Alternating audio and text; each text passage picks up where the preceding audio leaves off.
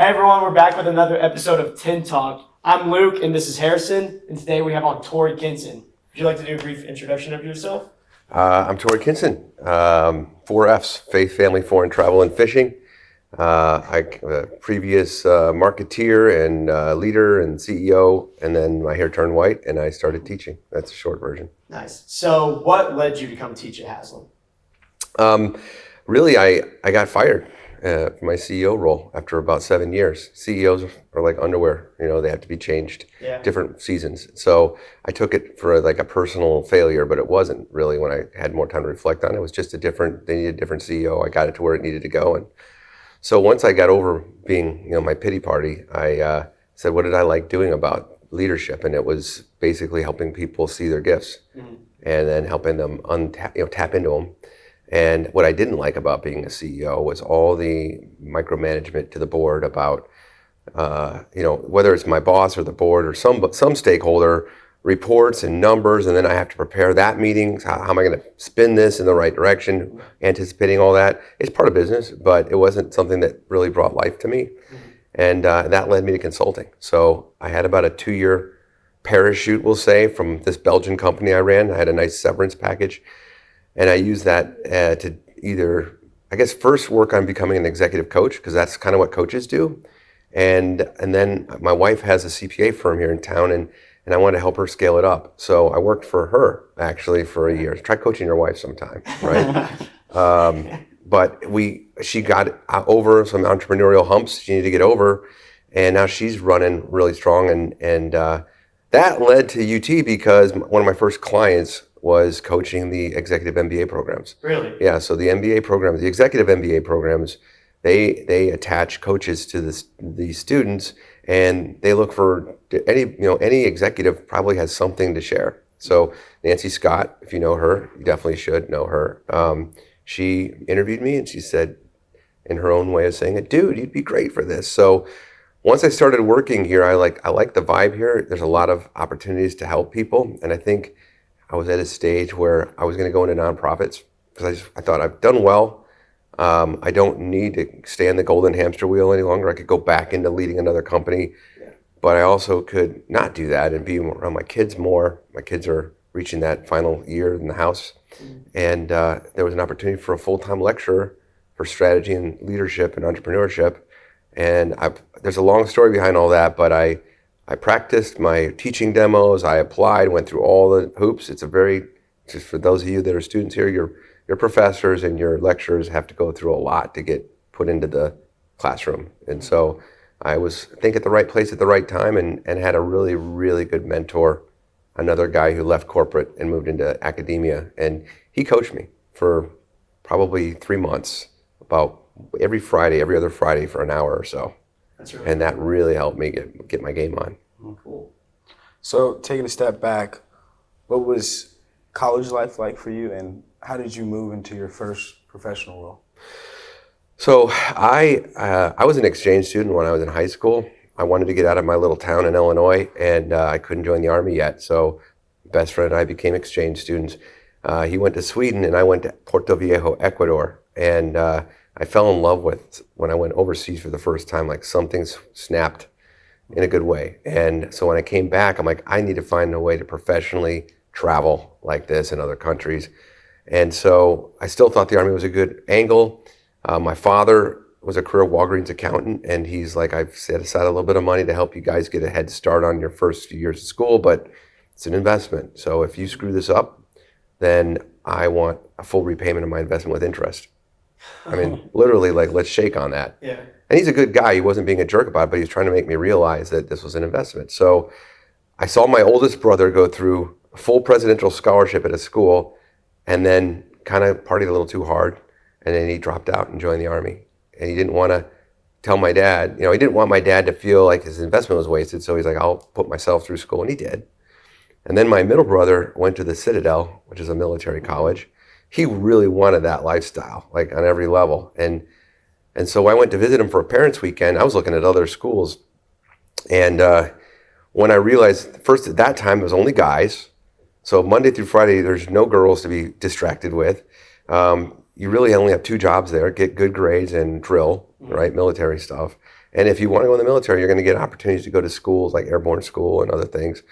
And my introverted brother was already like shining. Like he had tons of friends. So I'm a bit extroverted. So I'm like, I could run this place, I thought. So I went, told my dad, I think I want to go here. And he's like, no, not you. I came out of the Navy. They'll eat. You're the kind of guy that's going to get completely pounded into the ground.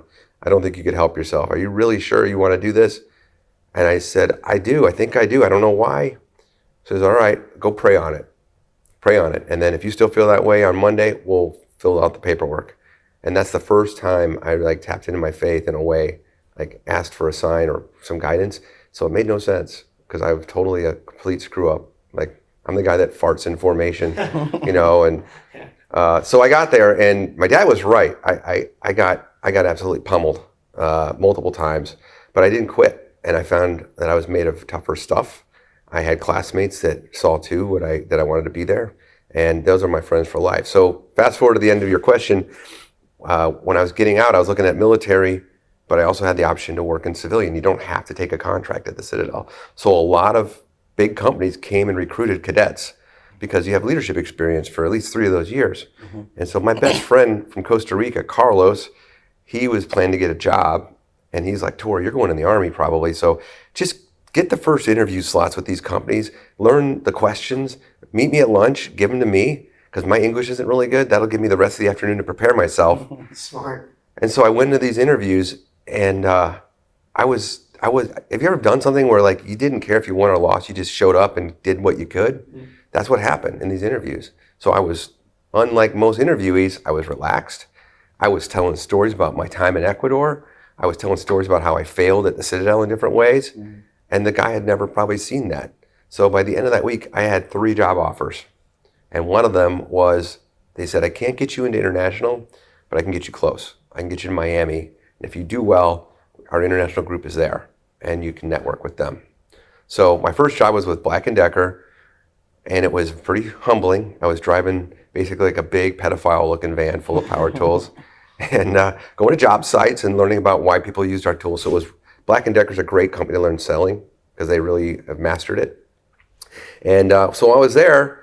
I really wanted to get in the Latin American group, but they're like MBA level people mostly, and they were barely even noticing me. And they're a different division. So my boss knew some people over there, and he's like, next time we're all together, I'll introduce you. So I got a chance to meet this one guy there, and I said, listen, I don't have a lot to offer you, except I speak fluent Spanish, I love Latin America, and I am running the territory here in South Florida. So, if you ever have a guy that comes up and, maybe a meeting gets canceled, let me take him for a ride along. Let me fill up his day. Let me create value for you. And they said, okay, well, we've got your number. We'll call you. And it took a while, but one day my phone rang. Like, this is last minute, but so-and-so's up in town. He's the VP of Argentina. And would you be able to take him around for a day? I go, yeah. So I started doing that. And that ended up leading into creating a connection. And then one Friday, he's like, Tory, thanks for doing that. Guess what? We got a suite at the Marlins game. Would you like to come to the game and just keep your mouth shut? There's some pretty high, powerful people there, but you've earned the right to be with us, hang out with us. And I did, and I got a chance to schmooze with these people. And some of these people are like, why is the VP of Argentina so chummy with Tory? They didn't know that he and I were in cargo shorts 3 weeks ago on a job site drinking Gatorades, right? And so my message to the students listening is that I say this in my class, there's 3 universal resources, right? You've heard me say this probably, right? Do you remember them? Time, money, and energy. Yeah. Okay? And there's 3 age groups sort of, right? There's your age, young, middle-aged, I still think I'm in that age, and then older people, retired people. Yeah. And you always have 2. You always have 2. This isn't I didn't make this up, right? So what do young people have? Time and energy. Correct. What do middle-aged people have? It's a little tougher question. Energy and money. Yes. Yeah. Right? And no time. Yeah.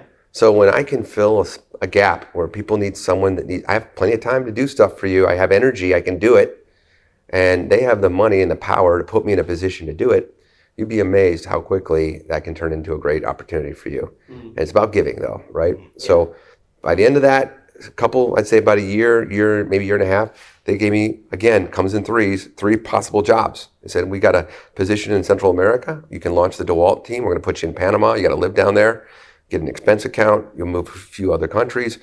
You can go to Brazil and run our power tool accessories, which is like saw blades and drill bits. Or you can have the Caribbean as a sales territory. Now, that sounds pretty cool. Yeah. All of them were cool, but I wanted to be embedded, so I took the Central America job. Right. And I did that for a while. Awesome. So when you first started working abroad in these different positions and throughout your career, what experiences do you think changed your mindset on business and strategy the most? I think there's a lot of things, but one, narrow it down to a couple. International's culture. Understanding the cultural lens is huge. Do your homework so you know your clients and you know your customers. And when you go on a sales call, even if you're going to Milwaukee, or something like that, that costs your company a lot of money. And so if you're not prepared, if you don't have, literally, you hand your boss a folder with all the information about every account we're going to visit this week, and here's the tools that we're going to try to sell them. Like, have a plan that shows the company that you care about this as much as they care about it. So I had to learn to be really prepared, and in international, add like 3 months to that, because you have to mail things sometimes down there. And then culturally, I think it's just understand that what works here may be completely the opposite over there. And you'll make a lot of mistakes, but if you're humble about it, then they know you're trying. What, like specific traditions or things you have to know before you go into these interviews? Like about gifts and family. And in Latin American, you're going to be having dinner with their family probably the first night you get there. Really? Yeah, don't make plans at all, right? In the U.S., what happens? There's a rental car agency outside the terminal. We'll see you on Monday at the office. In Latin America, it was quite the opposite. It's you got to get to know them personally first before they want to trust you to do business. Yeah. And how did you learn about those experiences before you went into the interviews and working with these other cultures? I had lived in Ecuador, so I knew a little bit about that, and I liked it a lot. I was like that. I had a couple of really good mentors that guided me, and I screwed up a few times and had, I guess I'd say, compassionate bosses that didn't fire me on the spot, use it as a teaching moment. Scared the crap out of me, but use it as a teaching moment so I didn't make that mistake again. Interesting. What would you say is probably some of the most important qualities or skills that students our age going into the workplace should leave with?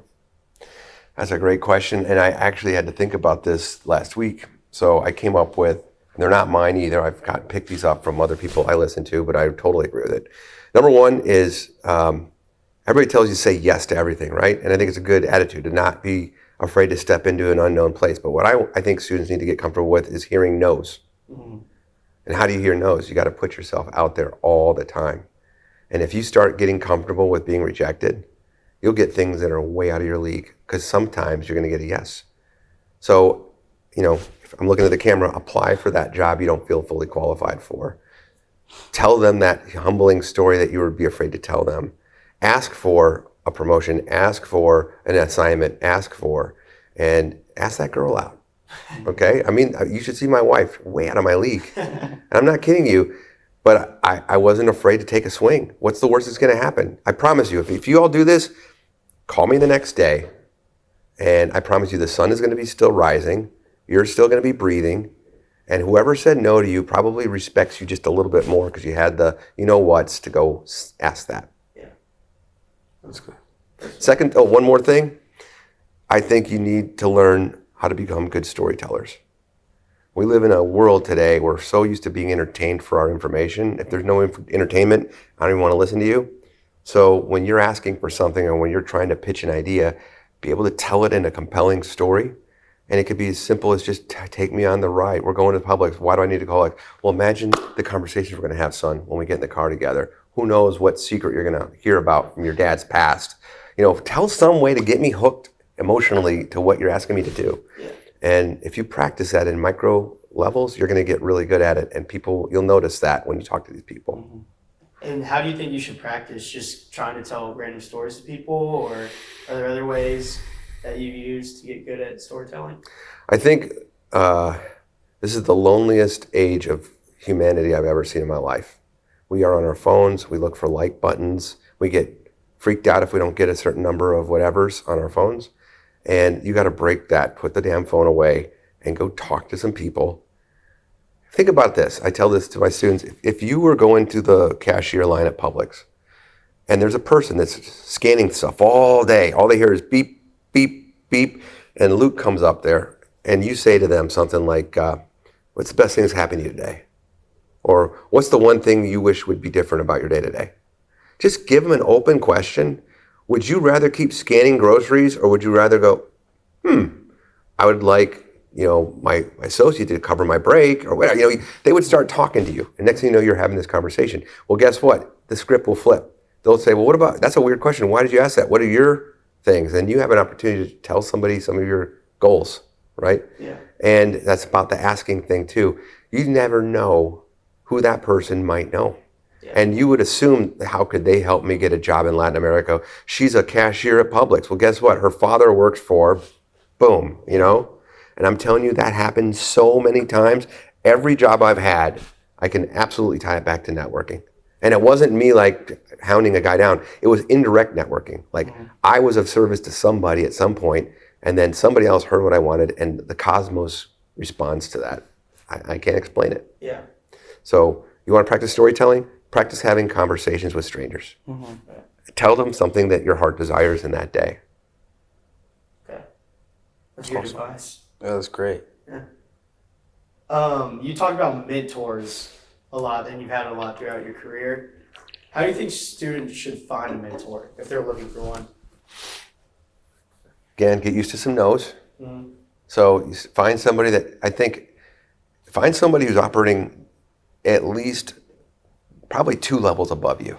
So you want that job in a consulting firm. Don't talk to the recent grad who started there. You can, but talk to their boss's level if you can find that, right? And how do you find that? You got to go to events. You got to listen to speakers. You got to get business cards. You got to get on LinkedIn. I have a whole class I give about LinkedIn stuff, but you get on LinkedIn and you'll start commenting on people's feeds.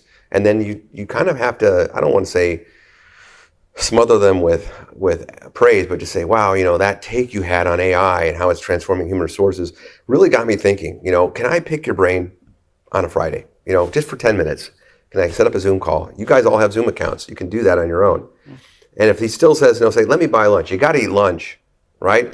I'll send the Panera to your office, if it's far away, or I'll meet you. And they won't let you pay for it probably. Yeah. And then you just start this conversation. And when I have people that have asked for that from me, or I can see that they're looking for that, I just want to make sure you're going to put in 10 times more effort than I am. If I tell you to read that book, you better read the book. You better internalize the book, and you better come to me with some questions about it.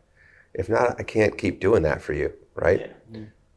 And then last thing is you got to be willing to help. There's somebody that wants to be where you are right now. So you have to drop whatever you're doing when they ask you, no matter how busy you are, and make time and be present. Yeah. That's perfect. Going off that AI piece, I wanted to ask, AI is changing a lot about business right now, obviously. What do you think would be good for young people to do to prepare, to stay ahead? I think AI is like what computers were for my generation. Like, there were people that resisted it. Really? Oh, yeah. Right? Or they thought that was going to end their jobs. I'm sure blacksmiths thought cars were going to ruin their jobs, right? Don't underestimate the power of human spirit. We're not going to just take this sitting down. We're going to find ways to add value. And the bottom line is, because nobody knows where that's going to go, being a good storyteller, learning how to ask for things you probably don't deserve is going to help you. But if I was to tell one thing for AI skill sets, I'd say become at least literate. You don't have to be a coder, but start experimenting with the stupidest things. I got to teach my 8-year-old brother how to wash the dog. Well, let me create a chat bot for washing dogs for my brother. And let me, since he doesn't read very well yet, make it one that he can speak to it, right? So you all have grandparents. Try this one out. Get on and get your if they're staying at one of these assisted living places, ask them for the menu, for the daily schedule, get some data from them, and then create a chat bot for your grandparents that they can now turn on their phone and go, hey Siri, open up GPT. Boom, it's open. Okay, what's for breakfast tomorrow at my place? And it's that easy, right? So once you start even doing the most rudimentary GPTs, it unlocks this muscle in your brain and you start doing more stuff. So just don't run from it, but spend at least half as much time as you spend scrolling on your phones trying to micro learn something about AI or anything really, and you'll see what happens. How has the classroom changed when you're incorporating AI into like your lessons or your advice for students? Well, I think I'm not gonna deny it. We know there's a lot of academic dishonesty going on right now, right? Yeah. And it annoys, I'm sure, most teachers that we're trying to teach you something, but it actually makes me up my game. I got to find ways, because you're gonna use AI. Why should I fight you using AI to get your job done, right? I just got to make sure that you know how to make a fire if the lights go out, right? Mm-hmm. So I'm using AI to create better lessons. I have some lectures that are really lecture-heavy classes, and I can see the eyeballs, starting to get like this. So I go to AI and say, I got to teach Porter's 5 forces. I've got 75 minutes to do it. Give me 3 6-minute exercises that's going to get them out of their seats, making them apply a Porter's force. So I think I let them use it in my class in certain instances, and others I say, this is a place where I got to get you to use your brain. But I want this next semester, we're going to build a bot for this simulation they're in my class, and they're going to use that as their 6th team member, because I think the future org charts are going to be you next to some agents and bots, and maybe you're the bot handler, right? Or maybe you're being handled by another bot. Yeah. But if you know how to use it and work with it as another coworker, probably the best skill I could teach you. Is that for the marketplace? Yes. Really? Are you taking that, or you took it? Well, we both took it. You took it this semester? The marketplace? Yeah. I took it last year. Okay. Yeah, but in the past year we both Who does the took it. business analytics role? What? Who does the business analytics role in that class? Right? That's always the one that doesn't make decisions. So what if you could create a bot that you feed all those spreadsheets in at the end of the quarter, and it gives you like a status report. Guys, sales forecast was off by 25%, and the week before that it was off by 15%. You all are getting worse. Next forecast, I want you to juice it by 20%, and that's probably the right number. Imagine what that could do, and you don't have to think that. It's going to crunch the numbers for you, but you're making the decisions. Yeah. From the scores in the class, have they been a lot more equal after you've incorporated AI? Well, I haven't done it yet, but I will say I had some teams this semester doing it, and I was coaching them a little bit, like some ideas, and I'm probably going to pay some part-time work to help me develop some stuff. They won the game. Really? They won the game.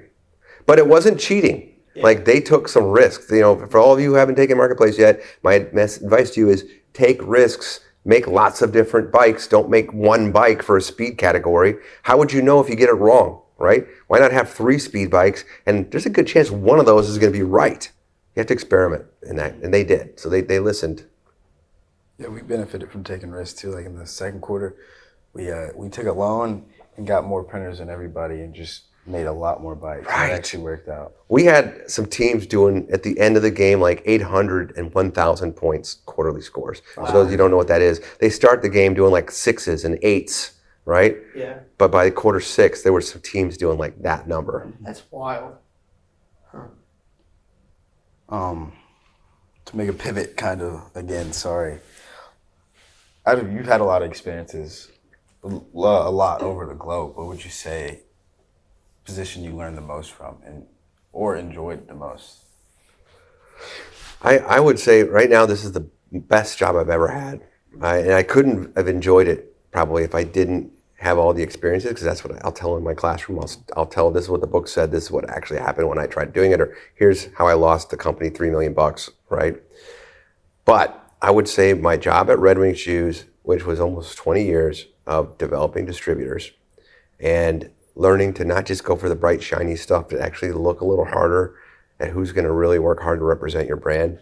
I built relationships with these people. To this day, I get misty-eyed just thinking about, some of them are, having funerals now. Some of their kids are taking over the companies.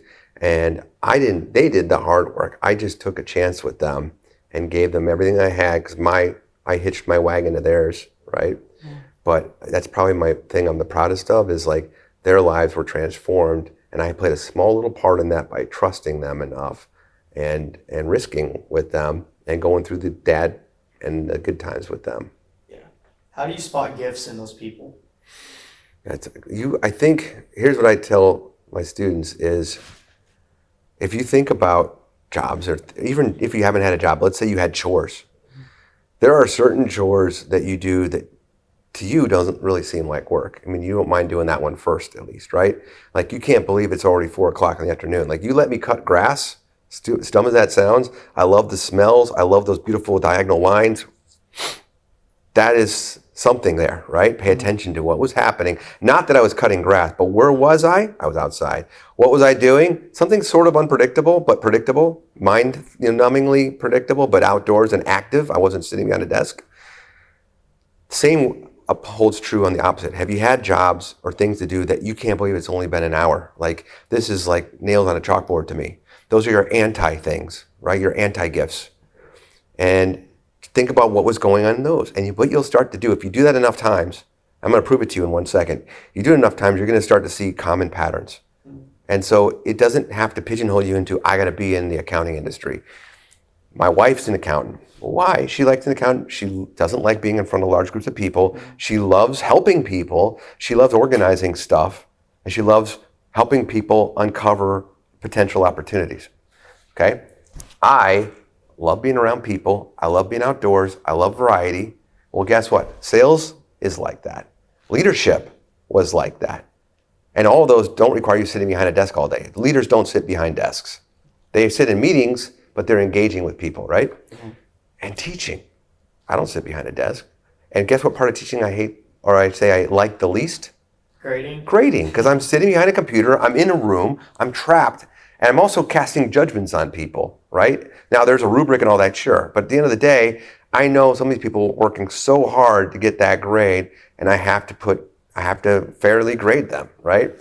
So those are those chords being played in your soul, right? So back to your original question, I would say is just pay attention to when you're doing something that doesn't seem like work to you, and get a piece of paper and write down everything you can think about. Was I indoors and outdoors? Was it hot? Was it cold? Was I around people? Was I not? Was it just guys, or was it guys and girls? I mean, you get as detailed as you want, and you start writing that down, and then you find another one of those moments. And maybe the next moment wasn't even work. You were at church serving the donuts, right? Yeah. Whatever it is, you'll start feeling these patterns. And once you know what those patterns are, you'll find all kinds of jobs. The more you spot in yourself, I assume that it's easier to spot in other people as well. So back to your question. Sorry, I did get a little distracted. If you start seeing people's eyes light up when they talk about certain things, or they are really engaged in a particular task, I pay attention to that. I start studying it for them, and I'll call them out. So later on, I had a purchasing clerk, and she was really good at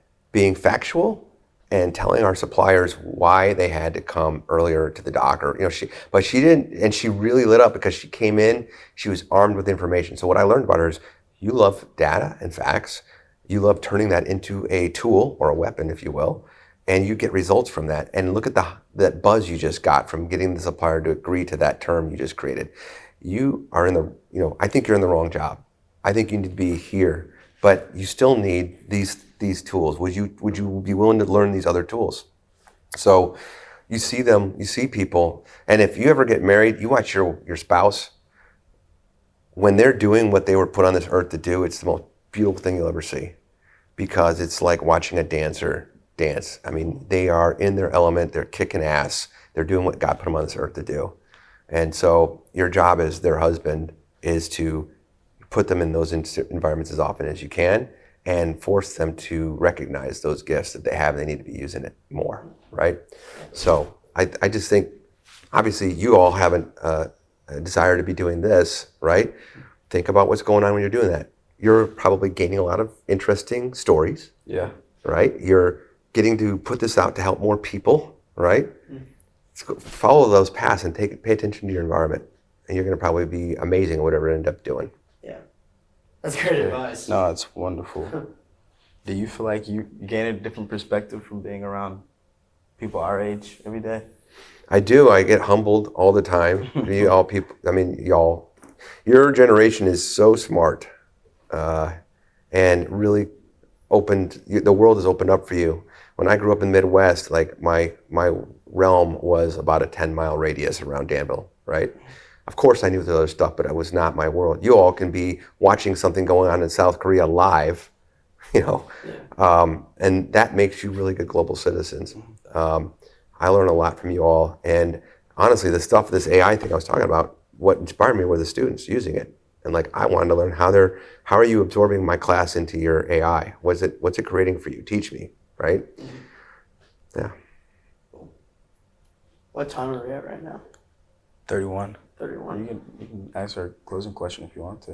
All right, so we ask the same closing question for all of our guests that we have on.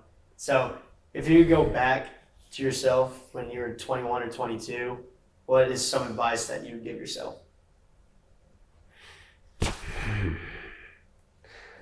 I would say stop trying to prove who you are to everybody. Like, yes, you have learned a lot and you are here for a reason, but remember, they've hired you because they already saw that. You don't have to prove that to anybody. Instead, just try to continually level yourself up in little doses. Everybody shows up at 8, try to get there at 7:45.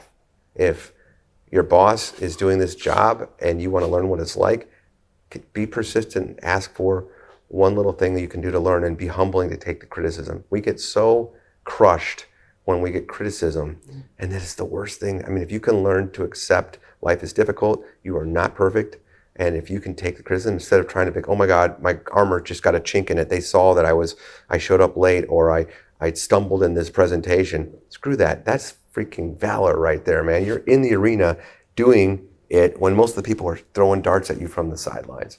Get in the arena, be okay with screwing up. Don't try to prove yourself to anybody. Just put in the time and the effort, and people will see that way more than you bragging about I graduated with top honors or whatever else you're trying to think is what they care about. They don't care about that. Yeah. That's great. You want to wrap us up? Thank you again. That was thank you. No, thank you guys. Yeah. That was all beautiful. Thank you guys for watching. This is our 10th episode, so I hope you enjoyed the journey so far, and please come back. Thank you.